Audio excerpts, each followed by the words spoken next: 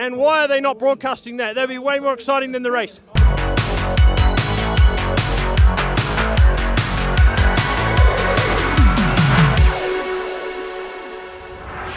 Well, I can safely say that we just experienced the wettest and coldest World Cup race day that is stored in my memory banks. The opening round of the 2025 World Cup Series was a soggy affair, but the excitement of format changes combined with the sheer volume of on-form racers battling for the top spots made for a brilliant weekend despite the trench foot. Our editor has just jetted off to a commercial shoot, so apologies if the quality takes a nosedive, as yours truly is chopping this one up. We'll start with a quickfire recap of the top results before digging into the bigger story. The junior racing was a super interesting mix of new talent and established performers. The full junior race replay is available on YouTube for free if you'd like to watch that. The junior women's podium saw race favourite Eliana Hulsbosch claim a surprising third place at the opening round. There were also some riders who were up on her splits before having mistakes further down the hill. It's a very good start for the year, but I'd expect to see her fighting for the win at future rounds. The exciting thing is that two first-year juniors have stepped into the category and promptly stamped some authority on proceedings. Lena Frenner is a Norco Racing Division racer, a new signing, and she built speed through her run, showing her strength and skill in those adverse conditions to finish in second place. But it was Specialized Gravity's new signing of Rosa Marie Jensen who really impressed with some excellent riding in practice. I actually heard a few people incredulously asking who the junior girl on the Specialized was after she just ripped through the section. A great signing for a team who have not historically had a junior or even a woman on the full factory team.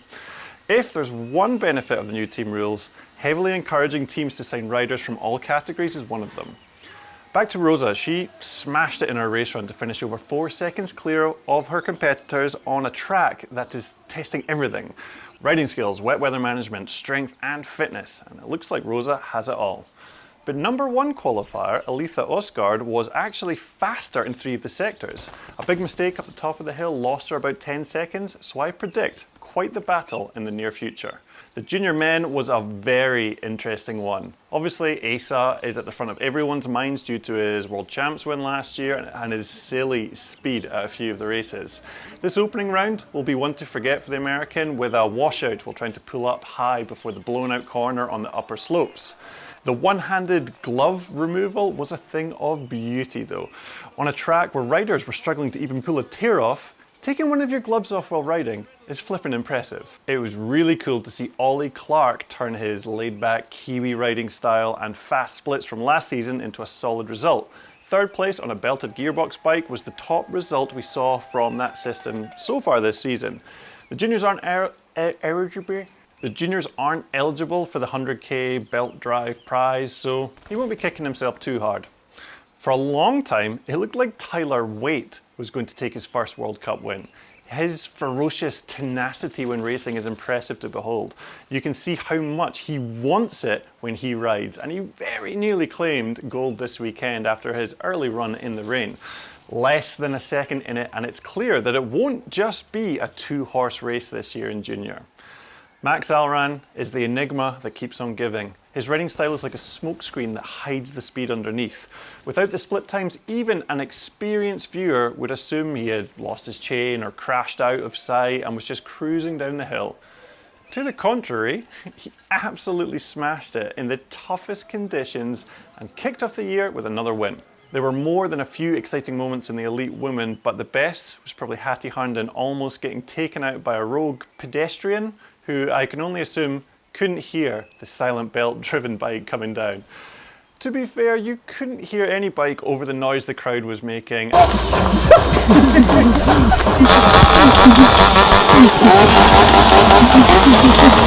And there are rumours that it was a Gates belt drive official trying to stop her from winning, but we're going to fact check those. We're not really sure on that one yet. Nina Hoffman had a great return to form in third place. She didn't stand out during practice, but has just been methodically putting all the pieces in place to perform when it matters.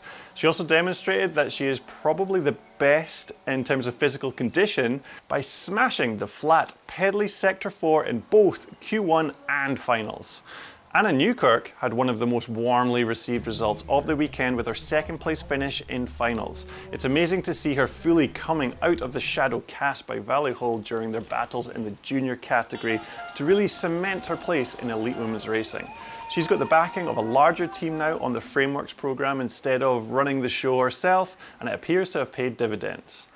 Women of the match absolutely has to go to the resurgent Tanny Seagrave.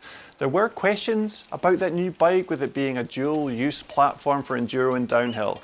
Where would it give away performance? So far, it doesn't seem to be in downhill, as Tanny absolutely sent that rig through the wet and rough track to demonstrate commitment that's been lacking since her injuries.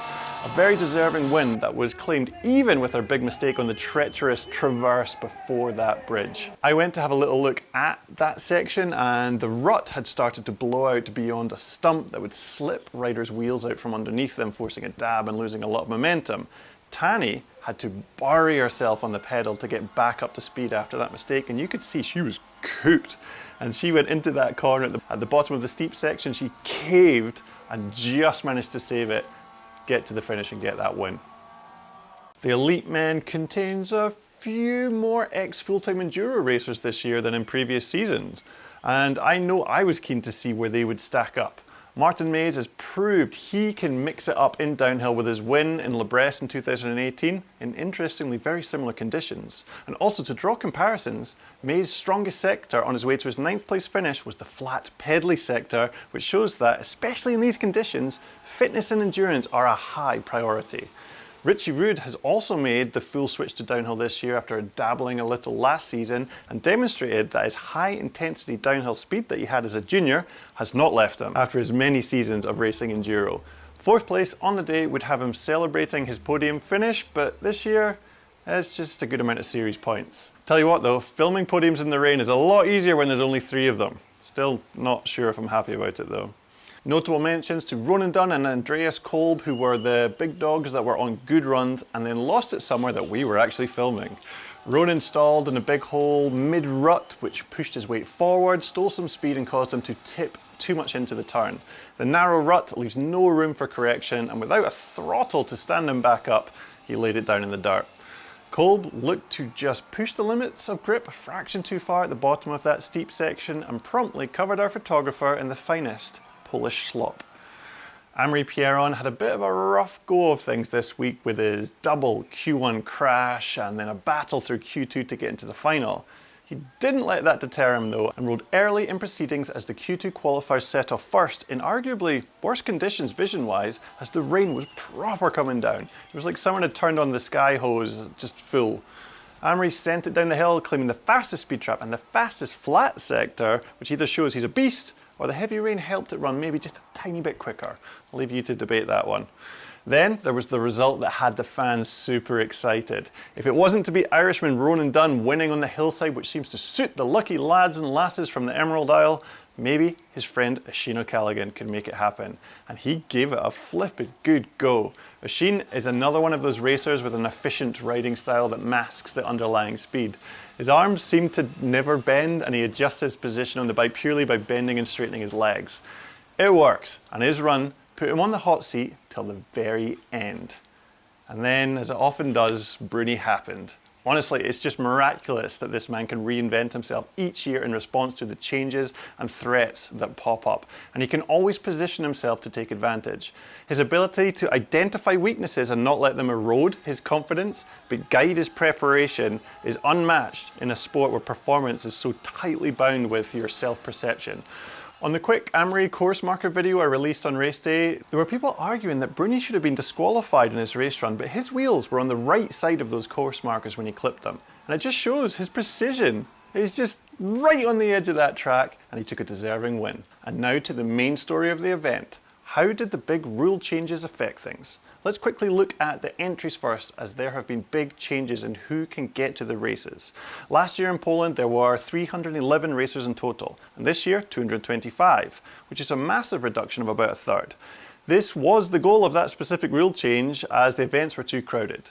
While the numbers still skew massively towards male racers, it has balanced out a little. The biggest cull is from the elite men's category with a 37% reduction compared to 9% in the elite women's. The junior categories both saw a more balanced change, with both categories dropping by 20%. At the moment, it seems like mission accomplished for this rule change, but there will undoubtedly be riders who deserve to be racing who can't at this moment. Fingers crossed they can use the new pathways to get back to the World Cups and show everyone what they can do. The other big story is the new qualifying format, which I've got to say is bloody fantastic as a spectator. I really enjoyed being at the finish to get wrapped up in the drama and the jeopardy that is born from no protected qualifying status. It's qualifying day today, and some people haven't made it through Q1. Amory Pierron, Loris Vergier, Jackson Goldson, they didn't make it in. So they have to fight for the last few spaces to get in. There's only 10 left. Same with the women. It's so exciting, I'm losing my voice. This is Q1, Q2, last chance qualifier here in Poland. I was in the air and I was like dead.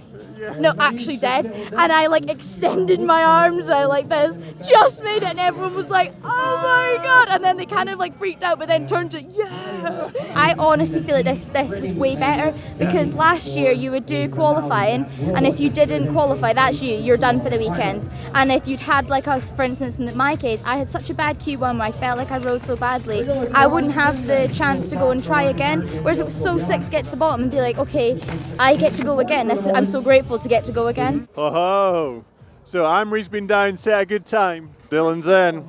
Dylan is in. This is mad, seeing the top guys fighting through. Greg Williamson not making it. Stressful, but good? I'm never stressed, mate. Like, I've got to be realistic. For me to get in there, it'd take a miracle, but when in this weather, a miracle can happen. So just got to enjoy it. And well, I'm out for sure. Yeah, there's about 10 top 10 riders 11, still to come. 11 world champions or World Cup winners in this Q2 session. So it couldn't get more stacked. Yeah. And why are they not broadcasting that? That'd be way more exciting than the race. That's why I'm here. That's why I've got my camera under the flipping stairs. This is way more exciting than the race tomorrow. I think a lot of riders misjudge things in the wet and wild conditions. Imagine being a racer who hasn't had to think about needing to qualify for a long time. The nerves of this is just something you're not used to dealing with. And it just makes it this unknown thing. No longer can you attack a run for points without having any concern of crashing or mechanical. You have to get to the bottom. Plus the weather is absolutely terrible, the track is slippy, making the risk of crashing much higher, and you have to try and pace your run to get into the top 20 men or top 10 women to get through. A lot of racers paced things too safe and missed the mark and found themselves back at the top, stressing about getting into the race. The elite men had it the worst, as there were easily more than 10 racers you would normally expect to be in the final, and they were ready to fight for those last 10 spots.